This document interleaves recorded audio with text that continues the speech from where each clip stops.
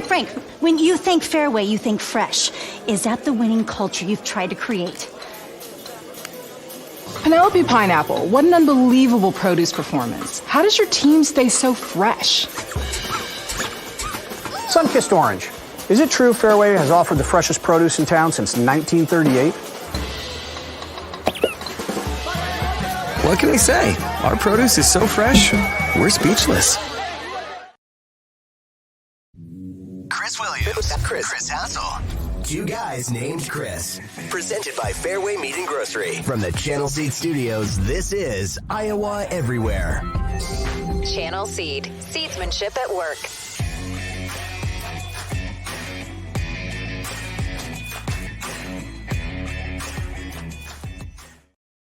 Special edition of Two Guys here on Iowa Everywhere, presented by Fareway, Channel Seed Studios. No Chris Williams today, but it's not every day that Iowa makes a national championship game, though it is every year, I guess, the last couple. So Chris Hassel joined by Matty Van Winks, who was also up late watching the game last night. We're going to do a full show on Sunday. Me and Williams, and I believe Aiden Wyatt is going to fill in for you, Matty Van Winks. So we'll do the full show there and preview the national championship game and talk more about the men's tournament and all that. But today, I just felt like it was such a huge moment last night that we should give some reaction. I think people are craving.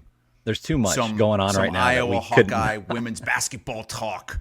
Especially with the quote-unquote controversy last night with the illegal screen called in the final seconds to give the ball back to Iowa after, on their way to advancing to a second straight national championship where they'll play South Carolina tomorrow. Van Winks, I want to start with the elephant in the room, the hot topic, the I say now quote-unquote controversial call, because I've changed my mind on this. Okay. What was your initial reaction to that call? The initial reaction I had in real time was I think they had the call right. Really? Honestly. Yeah. Well, I mean, you saw the play in real time just there, right? Mm-hmm. It did take that one angle from the side in slow motion for me to see how far Aaliyah Edwards extended her body. In real time, you could kind of see it like, oh, that was close. But this angle you can't tell quite because it's straight on, right? It's from the side. Here's the angle that for sure sold it to me. See, that didn't sell it to me at all. Really? Okay. Because we're seeing it, if you're not watching the video here, we're seeing these angles from kind of behind the basket on the other side of the floor. I think you need to see it from the sideline to see how wide Edwards was. She was almost doing maybe that's splits. Not the angle. Yeah, that's not quite the side angle. But so, that's... I think this is part of the problem was because a lot of people came out and said that was a bad call, including myself. I thought that was a weak call, not necessarily a bad call, but a weak call in the moment. Okay, because of the way the broadcast covered it in live time. Now, if you go back to the live look at it and you have it from the side, and you're focusing in on it, yeah, sure, you can see that she's moving and she's wide, but I was not focused on her when I was watching this live. I was not looking at the screener. I was looking at the player with the ball, and then Paige Becker's coming off to what looked like was going to be a three-point shot or a drive to the baseline. So I didn't see it in real time. And then ESPN shows two replays, and one of them is a little wider, but again, it's from behind the basket on the other side of the court. So you kind of see her side profile. And then they show another one, which is almost a slow-mo, real tight, where you can't even see her legs. Or her elbow or shoulder. She kind of extends that out too, her elbow. Sure, kind of a chicken wing elbow. And that's to me what in real time was what I saw was I kind of saw the extended out. And then you could kind of see, almost looks like she kind of shoves her. And actually, the official that's there had a perfect angle on it. I mean, she's right in front of it. I mean, you can just see right here, right on the sideline. She is perfectly positioned to see that. It's right in front of her face. To me, I know you and I both posted clips on this afterwards. I said they got the call right. I know a lot of people are going to say you can't. The refs got to swallow that in the moment. I've seen more and more people, high level, high profile basketball commentators come out and say that they are supporting this call. They think they got it right in this moment, because it would have been the opposite. What if they did swallow it? Then Iowa fans would have been all up in arms about that. So sure, it sucks for UConn. Incredible. I mean, gosh, for them to even be in that position, because they got that steal at midcourt to get that play and hit the three to get it within 1 point. And here's my thing, and I posted this after the game. I said, UConn had another chance to go and tie the game or take the lead. Caitlin misses that free throw at the end of the game, and they had every opportunity to get the rebound, call timeout, get the ball at midcourt, and have 3-4 seconds left to make a shot. And they didn't get the rebound. They didn't box out. And Iowa comes out with the win, and they're heading back to the national championship game.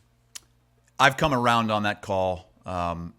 As I mentioned, I tweeted out that it was initially a weak call, and that was when I had not seen it from the sideline angle, zoomed in, slowed down, and we didn't see that angle until people on Twitter started clipping it off and showing it. Like I didn't even see that angle when I was watching the post game and the SVP Sports Center, and most people that were on thought it was a bad call, or at least a weak call, or a call that shouldn't have been made at that point in time in the game.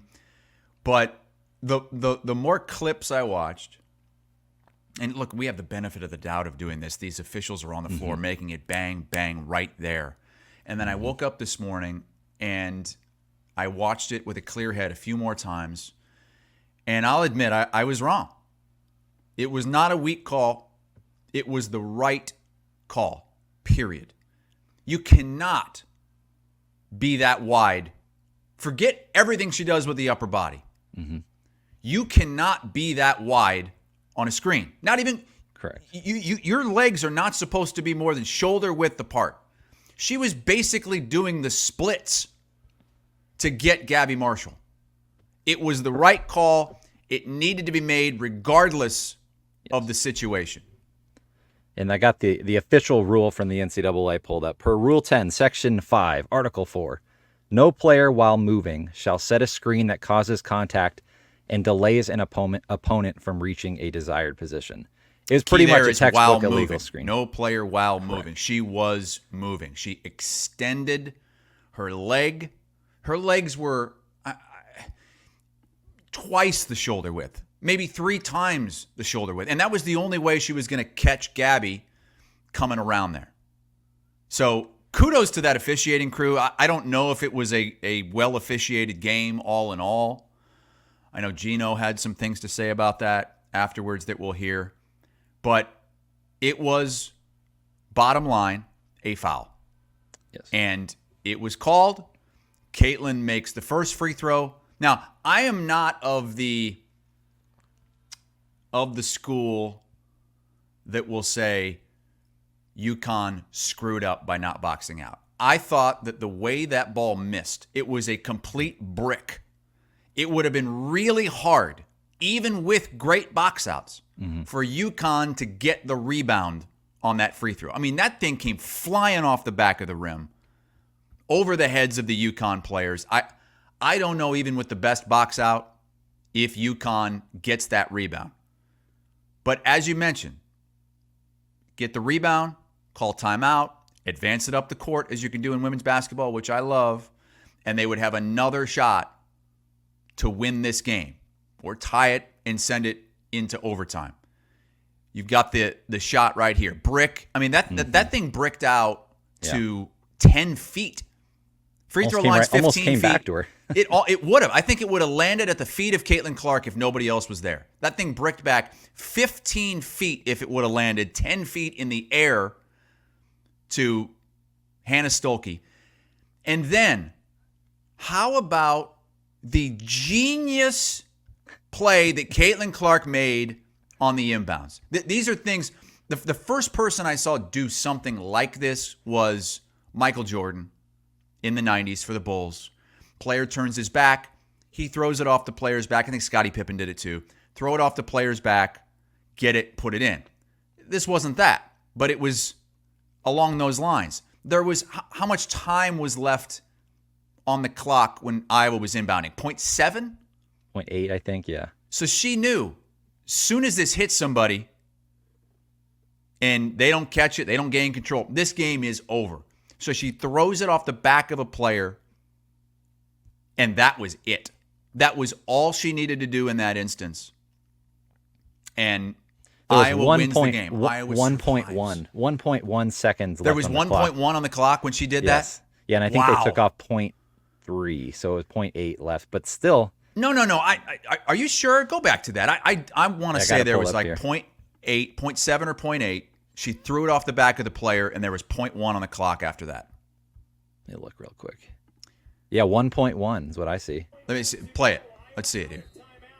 So Clark gets And the then ball. they 1.1. reviewed it. They reviewed it Okay. and put. It went out of bounds with 0.1. They reviewed it, put a little bit more time on the clock, but which they shouldn't have. But a genius play by Caitlin Clark. You brought up an interesting point.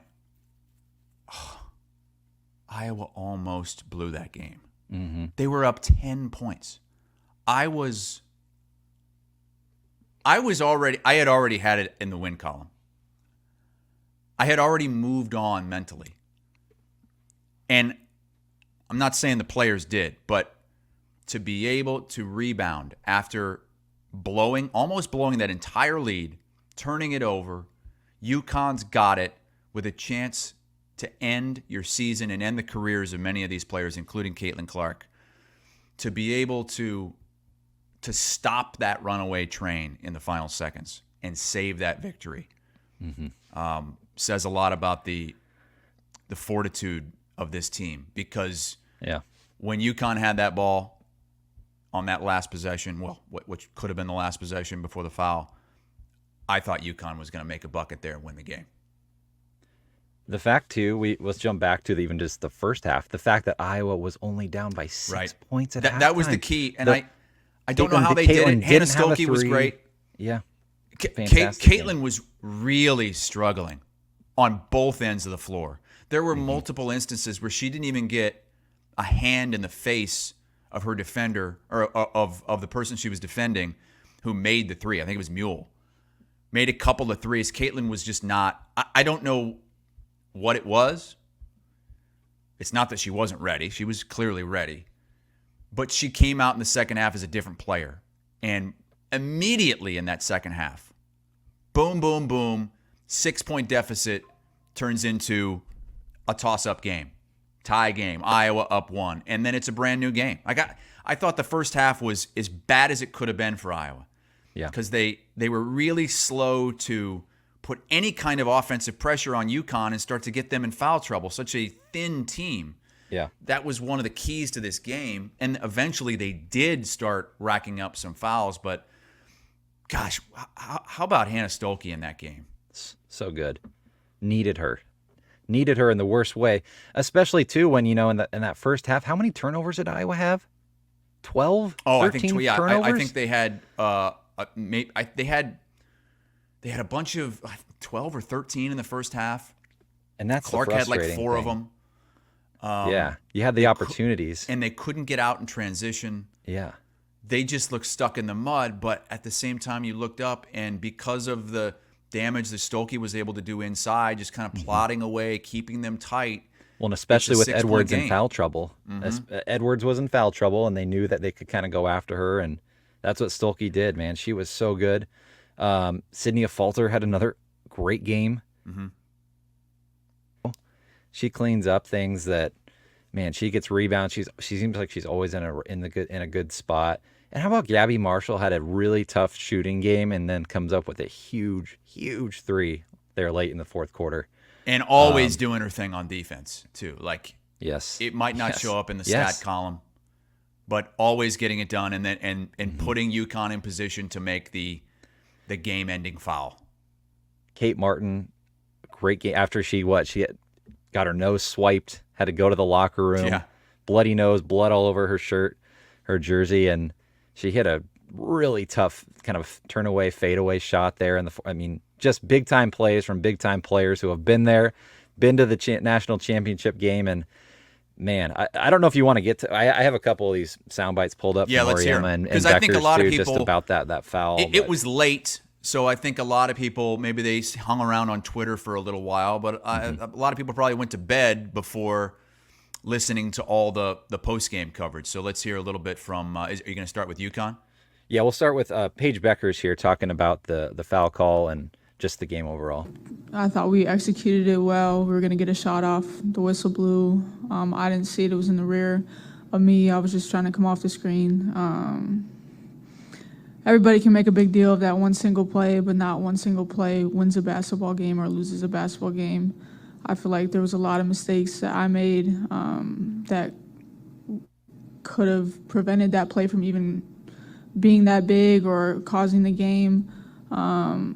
So yeah, you can look at one play and say, oh, that was like that killed us or that hurt us, but we should have done a better job. I should have done a better job of making sure we didn't leave the game up to chance like that and leave the game up to one bad call going our way and that deciding it. So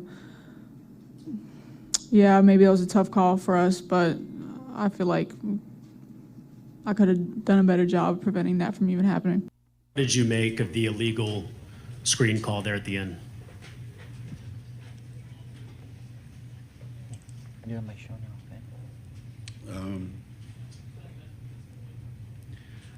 I mean, there's probably an illegal screen call you could make on every single possession. I just know there were 3 or 4 of them called on us, and I don't think there were any called on them. So I guess we just got to get better at not setting illegal screens. Beckers handled that question a lot better than Gino did. I'm so impressed with Beckers at the microphone. Same. Taking responsibility. She was not very good in this game. And give a lot of credit to Iowa for that. She was at a superstar level going into this game. I mean, you go back to, it started in early March against Providence. Let me just rattle off the point totals for her in the last 7 games leading into this one. 29, 27, 27, 28, 32, 24, 28. Last night, 17. She was consistently in these previous games in the tournament having double-doubles with double-digit rebounds. This game, 4. Only had 3 assists. Every other game in the tournament and every game she has played the last 7 games going into this one, she had at least 3 steals. This one, 0. And 4 turnovers. So Beckers, I'm sure, is going to be kicking herself for a long time about this, but give credit to the Iowa Hawkeyes for, because if Beckers is on, if Beckers is having one of her games that she's had, that's probably a 12-point game at halftime and a totally different game. That game had no business being that close in the first half. It actually, being the Iowa State guy, it kind of reminded me of Iowa State playing Washington State in the NCAA tournament, that second round game where Iowa State just could not buy a bucket. I think they had it within 2 points. Can't remember if it was tied 2 points, 2-3 points at halftime, and you knew they were going to do something in the second half. It wasn't going to be that same story, and that's exactly what Iowa did. My question for you, Hassel, is this Iowa defense underrated? They've played some really good games lately. I mean, beating LSU. I mean, LSU, that you give up 87 points, but that's just a great LSU team. They're gonna get theirs. They held Colorado to 68. That West Virginia game stands out to me just as that's when we kind of saw Iowa really kind of buckle down and say, we're not going to let people run all over us, right? Gave up 54 points, and just that game was just kind of a boxing match, right? That's where I really got impressed by this team and saw that, okay, they're ready for the tournament. They're ready for this moment. And as good of an offense as they have, they really have been impressive defensively in this tournament. And it kind of leads to a bigger question. Have we not given Caitlin's supporting cast enough credit? There are times when I'll watch this team and I'll wonder, how the hell did Clark get this team to another Final Four? That was in the first half, I think, last night. And then there are times where it is clear that this is just a really well-rounded team. Lisa Bluter didn't do anything in the portal. Thought that was going to really hurt Iowa. Thought that was going to bite them. And maybe it will in the championship game against South Carolina. But they have made it all the way back. They have just knocked off Kim Mulkey and Gina Auriemma in back-to-back games. They knocked off the defending champs. They knocked off women's basketball's perennial power, who had what many people were saying Paige Beckers was playing better than anybody in the country going into this game, including Caitlin Clark. Caitlin Clark was one of Iowa's worst players in that first half. Her team kept her in that game, kept Iowa within shouting distance, and then Clark goes into that mode in the second half. You knew it couldn't end like that, right? Because I think a lot of people were asking themselves at halftime, it's not really going to end like this. Can it? With Caitlin Clark having an off game, a completely off game? No. Second half comes around, and she turns it on again. I'll tell you what helps get her kind of out of those funks too. She's really good at driving to the hoop. Yeah. And when she's not, there were times in that first half where I'm like, just drive. Go after him. What wasn't being aggressive enough on the dribble? She just looked off. Off in that first half. And I don't know when she misses a few shots, maybe it gets to her a little bit. But man, and you're right. In that second half, she flipped that switch, and you called it. She wasn't going to let that happen again. Hit a big three to start that third quarter, and then from there you're right, that supporting cast. Man, you got to give so much credit to Hannah Stolke. They're going to need her, obviously, in this game against South Carolina to have a big game. Her and Caitlin are going to need to be the two focal pieces. Can you kind of preview this game coming up on Sunday for us? What do you know about South Carolina? What should we know? Obviously, they've got one of the best players in the country, other than Caitlin Clark. But Camila Cardoso, 6'7". She is going to be a top 5, maybe top 3 pick in the WNBA draft. I think a lot of Iowa fans, if they hadn't seen a lot of South Carolina this season until last night, probably checked into at least the second half of that game last night against NC State, and she just dominated. I don't know. I don't know what Iowa is going to do. We didn't know what they were going to do last year against South Carolina. It was an 11.5-point spread last season against South Carolina, a team, in my opinion, and I don't think this is like a bold statement, but I've heard other people say the opposite. This South Carolina team is not better than the one they had last year. Not better than the star. I mean, they had star after star after star. This team was, I think, 7th in the preseason AP poll. Now, they've proven a lot of people wrong. They are great. They are undefeated. But I don't think they're better than they were last year. And Iowa beat them last year. And I think Iowa's playing every bit as well as they were playing last year. So that game plan, I think, will live forever. What they did against South Carolina last year when no one thought they could do it, and Iowa pretty much dominated the game. But South Carolina, just like Iowa kind of had LSU circled, South Carolina has been waiting and hoping for this all season. This has been a team on a revenge tour, and now they're in the championship game against the team that knocked them out last year, and the only team that has beaten this South Carolina team in the last 2 years. I think it's going to be really tough. I do not think Iowa's going to win the game, but I didn't think they'd beat LSU either. I think Caitlin Clark is going to have one of those special games.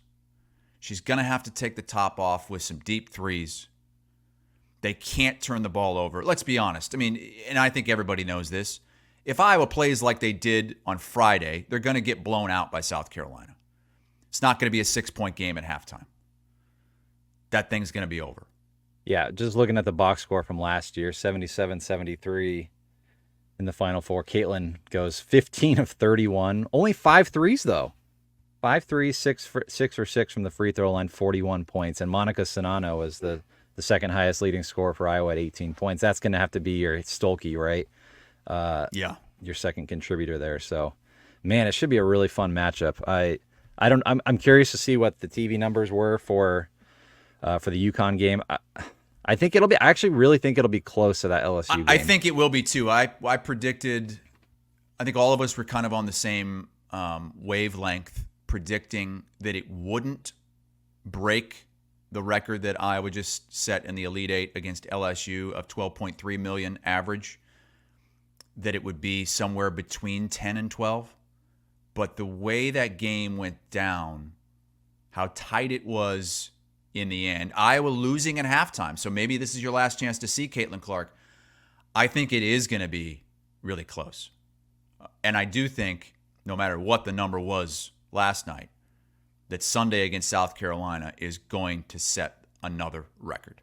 No doubt.